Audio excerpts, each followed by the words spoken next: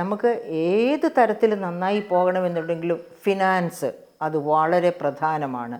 അതിനാണ് ഞാൻ പറയുന്നത്, നമ്മൾ എത്ര സാമ്പത്തിക ശേഷി കുറഞ്ഞ സാഹചര്യത്തിലാണെങ്കിലും നമ്മൾ അതിനു വേണ്ടി, അതായത് നമ്മുടെ ഭാവി ശോഭനമാക്കാൻ വേണ്ടി മറ്റെന്തെല്ലാം ഉണ്ടെന്ന് പറഞ്ഞാലും അത്യാവശ്യത്തിന് വേണ്ട ഫിനാൻസ് നമ്മുടെ കയ്യിലുണ്ടെങ്കിൽ മാത്രമേ നമുക്ക് നമ്മുടെ എന്ത് കഴിവുകളുണ്ടെന്ന് പറഞ്ഞാലും ആ കഴിവുകളൊക്കെ അവിടെ തന്നെ കിടന്ന് ഉറങ്ങിപ്പോകാതിരിക്കണമെങ്കിൽ, മണ്ണടിഞ്ഞു പോകാതിരിക്കണമെങ്കിൽ അതിനെ വേണ്ട രീതിയിൽ വളർത്തിയെടുക്കാൻ പറ്റണം. അതിന് വളർത്തിയെടുക്കാൻ പറ്റണമെങ്കിൽ ഫിനാൻഷ്യൽ ഇൻവെസ്റ്റ്മെൻറ്റ് ആവശ്യമാണ്.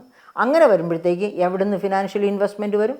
നമ്മുടെ കുടുംബത്തിൻ്റെ നമ്മുടെ സേവിങ്സ്, അതായത് നമ്മുടെ കുടുംബം സേവ് ചെയ്തതുകൊണ്ടാണ് നമ്മൾ പഠിച്ച് മിടുക്കരായതെങ്കിൽ നാം സേവ് ചെയ്യുന്നതുകൊണ്ടാണ് നമ്മളുടെ മക്കൾ പഠിച്ച് മിടുക്കരാകേണ്ടത്. അങ്ങനെ ഈ സേവിങ് എന്ന് പറയുന്ന ആ ഒരു അതായത് അത് നമ്മുടെ ഏറ്റവും അടുത്ത സുഹൃത്താണ്. നമ്മളെ നാമാക്കി മാറ്റുന്നതിൽ മറ്റെല്ലാ ശക്തികൾക്കും ഉള്ളതുപോലെയോ അതിനേക്കാൾ ഉപരിയോ ഒരു ശക്തി സേവിങ്സിനുണ്ട്, പണത്തിനുണ്ട്. അപ്പോൾ പണത്തിനെ പരമപ്രധാനമെന്ന് നമ്മൾ ആരും കരുതണ്ട. പക്ഷേ അതേ സമയത്ത് പണം അതർഹിക്കുന്ന പ്രാധാന്യം അർഹിക്കുന്നു.